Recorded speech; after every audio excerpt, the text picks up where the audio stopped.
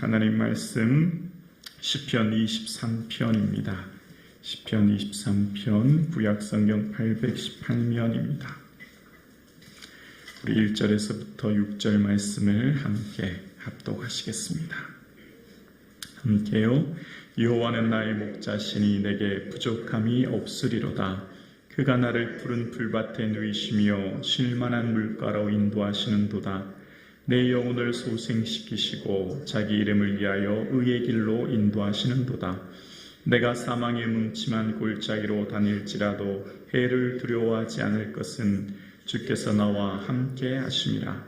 주의 지팡이와 막대기가 나를 안위하시나이다. 주께서 내 원수의 목전에서 내게 상을 차려주시고 기름을 내 머리에 부으셨으니 내 잔이 넘치나이다. 내 평생의 선하심과 인자하심이 반드시 나를 따르리니 내가 여호와의 집에 영원히 살리로다. 아멘.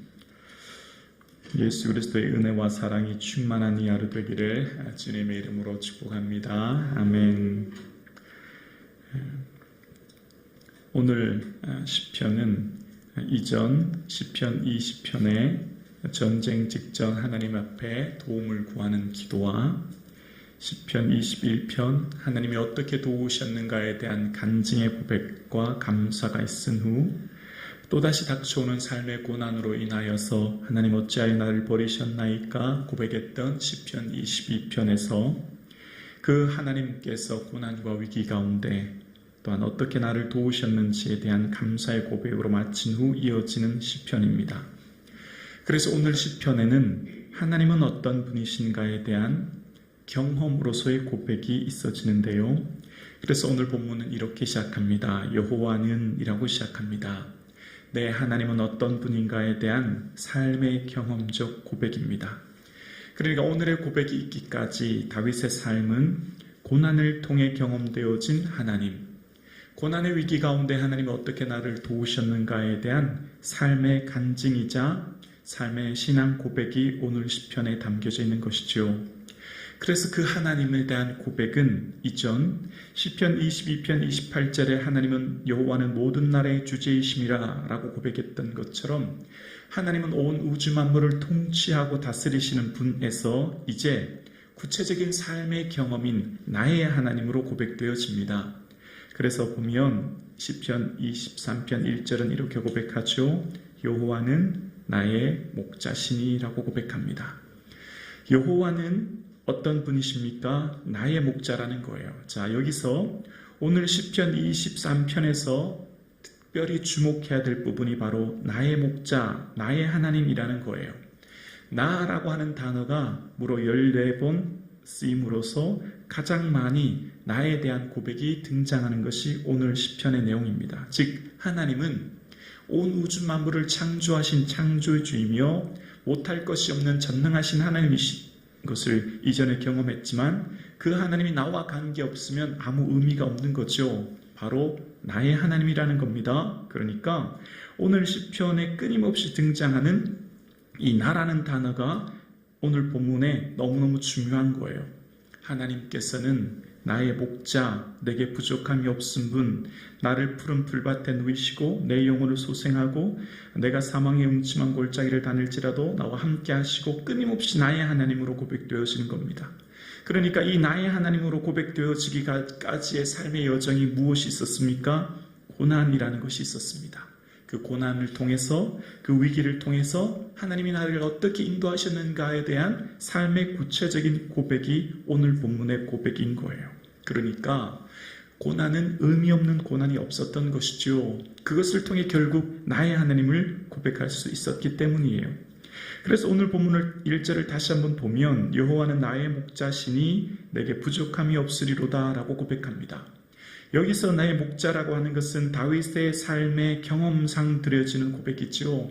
다윗은 어려서부터 목동이었지 않습니까? 그러니까 다윗은 어려서부터 목동으로 자랐고 목동은 양을 어떻게 지키는지 그의 삶에 늘 있어졌던 삶의 고백입니다. 그러니까 목동의 삶은 오직 한 가지, 양을 어떻게 좋은 풀밭으로 또 쉴만한 물가로 인도할까, 그리고 안전하게 잘 지킬까가 목동의 마음에 관심이 있는 것처럼 하나님이 목자 되어 주셨기 때문에 이제 부족함이 없을 것입니다. 없으리로다 이 고백합니다. 여러분, 부족함이 없는 인생이 있을까요?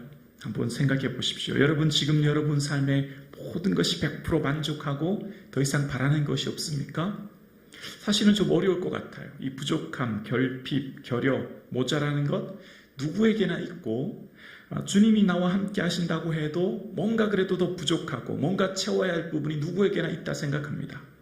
그러니까 부족함이 없으리로다, 지금 이 고백이 참 쉽지 않은 고백이에요. 그런데 이 고백을 그냥 이 자체만으로 보면 쉽게 이해할 수 없지만, 부족함이 없을 것이다 라고 하는 이 미래형으로 고백되어진 이 본문은 6절을 봐야만 조금 쉽게 이해되는 겁니다. 그러니까 하나님의 목자 되시는 나의 삶의 마지막 6절에 보면 내가 여호와의 집에 영원히 살리로다, 이제 그 고백으로 이 시편을 마치는 것을 보게 되었습니다. 그러니까 다윗의 삶의 소원이 무엇이었습니까? 다윗의 삶의 소원은 단 한 가지였습니다. 여러분, 다윗이 시편 27편에 보면 내가 여호와께 바라는 한 가지 일, 그것을 구하리니 곧 내가 내 평생에 여호와의 집에 살면서 여호와의 아름다움을 바라보며 그의 성전에서 사모하는 그것이라. 다윗의 소원은 단 한 가지였는데요, 바로 여호와의 집에 살고 여호와의 아름다움 속에 거하는 것이라고 고백합니다. 다윗이 하나님의 성전을 향해 얼마나 사모했는지를 이 사무엘 상하를 통해 알 수 있죠. 다윗이 하나님의 법궤가 이 오벳 에돔에서 올 때 어떻게 제사 드렸죠? 6걸음 가서 한 번 살찐 송아지와 소로 제사 드렸습니다. 그만큼 하나님을 사모하는 게 다윗이었고, 다윗은 이후에 평생의 삶에 영감을 받아서 성전에 대한 설계도를 준비하고 금 3,000달란트, 수는 7,000달란트를 준비할 정도로 평생의 그의 삶의 목적은 하나님의 성전을 준비하는 것. 그래서 다윗이 왕이 되어서 했던 고백 기억나십니까? 나는 백향목 궁에 거하거늘 내 하나님의 궤는 휘장 가운데 있도다. 나는 이렇게 휘황찬란한 좋은 집에 사는데 하나님의 언약궤가 저렇게 휘장 가운데, 저 장막 가운데 있는 것을 나는 견딜 수가 없다. 나는 하나님을 향해서 성전을 짓기를 원한다. 그 고백했던 것처럼 다윗이 하나님을 얼마나 사랑했는지, 다윗이 간절히 바라고 원하는 게 무엇이었는지를 사무엘 상하를 통해 알 수 있습니다. 바로 여호와의 집, 여호와의 성전이었습니다. 그러니까 다윗의 삶의 간절한 소원은 하나님의 성전을 사모하는 것이고, 이후에 그 성전을 영원히 거하는 것이었습니다. 다른 말로 말하면 하나님이 인생의 전부였고, 하나님이 그 삶의 목적이었고, 하나님이 소원이었습니다. 그러니 하나님이 내 삶의 전부였기 때문에, 그 하나님이 지금 나와 함께 하시기 때문에 부족함이 없다 고백하는 거예요. 그러니까 다윗의 삶의 목적이 왕권이요, 군사력이요, 부요함이요, 세상 것이었다면 이런 고백을 할 수 없었겠지만, 다윗의 삶의 온통 관심은 오직 한 가지, 하나님이셨고 그 하나님의 성전을 위한 삶이었음을 이 다윗의 삶을 통해 볼 수 있는 것이죠. 오늘 함께 예배드리시는 사랑하는 성도님, 우리의 삶의 목적이 예수 그리스도가 되어지며 우리의 삶의 간절한 바람이 예수님 더욱 사랑하는 것 되어지기를 주의 이름으로 축원합니다. 삶의 어떤 것도 결국 쇠하고 사라질 것인데, 우리의 삶의 간절한 소원이 내 구주 예수를 더욱 사랑하는 것, 내 주님과 함께 동행하는 것, 내 주님을 더욱 많이 아는 것이 우리의 간절한 소원 되기를 주의 이름으로 축원합니다. 그럴 때 자족의 은혜가 있는 것이죠. 그럴 때 내 삶에 하나님께 내 잔이 넘치나이다 고백할 수 있는 것이죠. 다윗의 삶 가운데 경험했던 하나님은요, 목자 되신 하나님이셔서 필요에 따라 도우시고 인도하신 하나님인 것을 고백합니다. 그래서 그가 나를 푸른 풀밭에 누이시며 실만한 물가로 인도하시는도다. 하나님의 인도하심은 가장 좋은 길로 인도하신다는 것을 그는 경험하게 되었고, 그가 라고 하는 고백 속에서 이 시편 22편에 그는 공고한 자의 공고를 멸시하거나 싫어하지 아니하신다는 고백처럼 그 하나님은 좋으신 하나님인 것을 경험하게 되었던 겁니다. 그 하나님의 좋으신 하나님께서 나의 삶의 인도는 어떤 인도냐면 3절의 고백에 보면 내 영혼을 소생시키시고 자기 이름을 위하여 의의 길로 인도하시는도다. 영혼을 소생시키시는 분, 그러니까 이것은 새롭게 하다, 회복하다, 내 영혼을 회복하시는 분이라는 의미인데, 이 슈브라고 하는 소생이라는 단어는 방향을 돌리다라는 의미예요. 우리의 영혼은 원래 어디로 가야 되는 방향이었죠? 사망을 향해 걸어가는 방향이었어요. 우리는 원래 어떤 자였죠? 죽을 존재였고 영원한 고통을 받을 존재였는데 우리의 영혼의 방향을 돌리셨죠. 어떤 길로요? 의의 길로요. 생명의 길로요. 영원한 영광의 길로 우리의 삶의 길을 인도하시는 분이셨습니다. 그러니까 하나님을 목자 삼고 살아가 보니 내 인생의 분명한 목적, 마지막 종착지가 보여지는 거예요.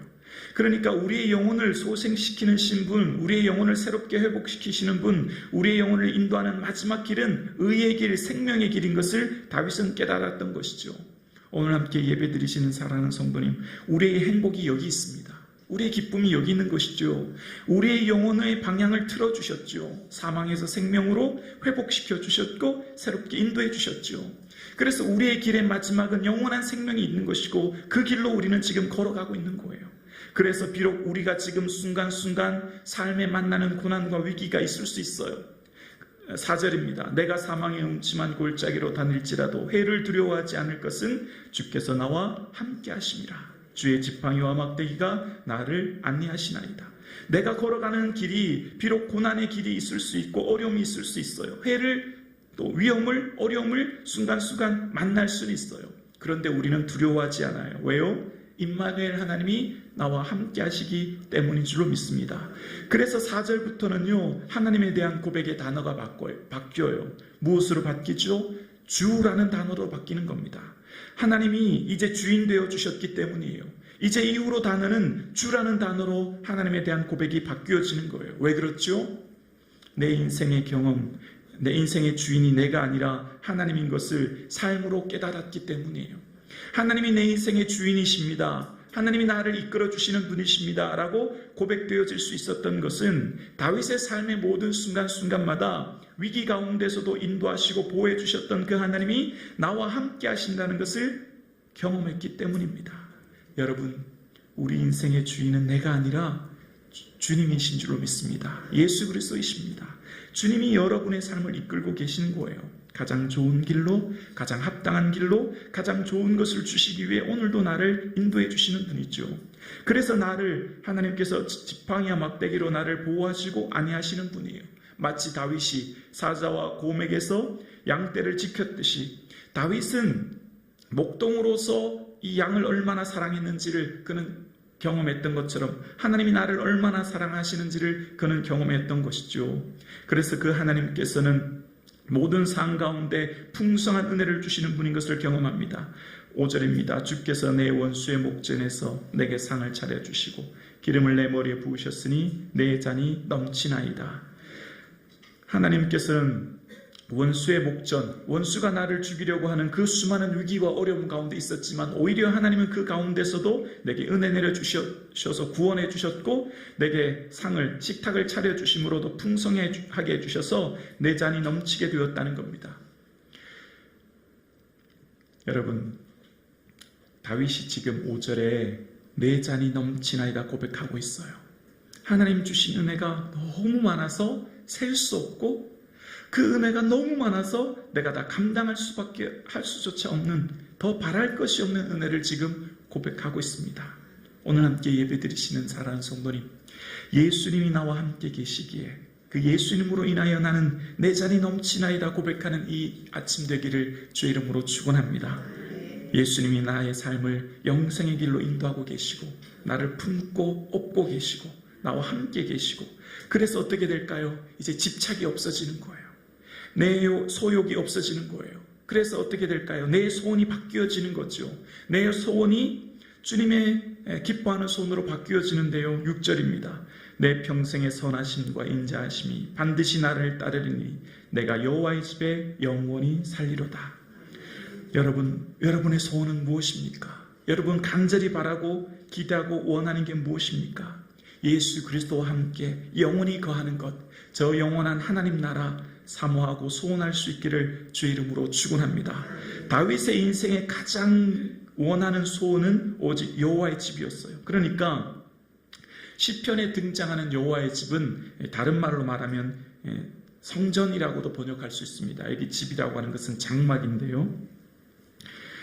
구약에 있어서 여호와의 집이라는 단어는 대부분 성전으로 번역되는 경우가 많아요. 그러니까 사무엘상 1장 27절에도 보면 매년 한나가 여호와의 집에 올라갈 때마다 여호와의 집은 이제 성전인 것이죠. 이런 식으로 시편이나 구약에 등장하는 여호와의 집은 성전이었는데요. 왜 성전을 사모했을까요? 그곳에 하나님의 임재가 있기 때문에, 그곳에 하나님 계시기 때문에, 그곳에 하나님을 배울 수 있기 때문에 여호와의 집이라는 표현을 쓰고 있지요. 물론 하나님은 온 우주 만물에 충만하시고 편재하시지만 하나님의 그 구체적인 임재 장소를 표현하기 위한 것이었지요. 그래서 하나님을 사랑한다는 말은 다른 말로 하나님의 집, 성전을 사모하는 말로 바꿔서 말할 수 있었던 것이죠. 오늘 우리가 이 새벽 왜 나왔습니까? 오늘 우리가 이 성북중앙교회 재단에 왜 고개 숙입니까? 하나님 사랑하시기 때문이지요. 하나님의 은혜를 사모하고 그 은혜를 영원히 바라보기 때문에 오늘 이 아침 우리는 이곳에 나온 것입니다. 여러분, 하나님 나라의 소망은 하루아침에 갑자기 생기는 게 아니지요. 여러분, 마지막 임종의 순간에 여호와의 집을 영원히 사모하는 것은요, 매 순간 반복되어질 때 마지막 눈을 감을 때 사모하게 되는 것이지요. 그러니까 지금 내 순간, 숨쉬는 순간 매 순간마다 하나님의 나라를 바라보고 사모할 때 마지막 임종의 순간도 그렇게 되는 것입니다. 오늘 함께 예배드리시는 사랑하는 성도님, 우리의 소원이 하나님 나라를 사모하는 것이고 그곳에서 영원히 사는 것을 매 순간마다 바라보시고 준비하는 이 하루 되어질 수 있기를 주의 이름으로 축원합니다.